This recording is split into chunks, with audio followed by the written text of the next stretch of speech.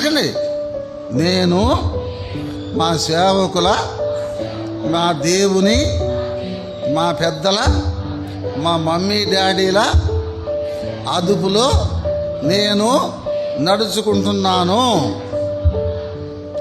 అంత మాత్రమే కాదు, పలకండి, నాకు సెల్ఫ్ కంట్రోల్ కూడా ఉంది.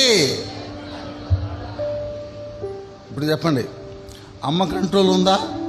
డాడీ కంట్రోల్ ఉందా? పెద్దల కంట్రోల్ ఉందా? అన్నిటికంటే ముఖ్యంగా దేవుడి కంట్రోల్ ఉందా మనకి?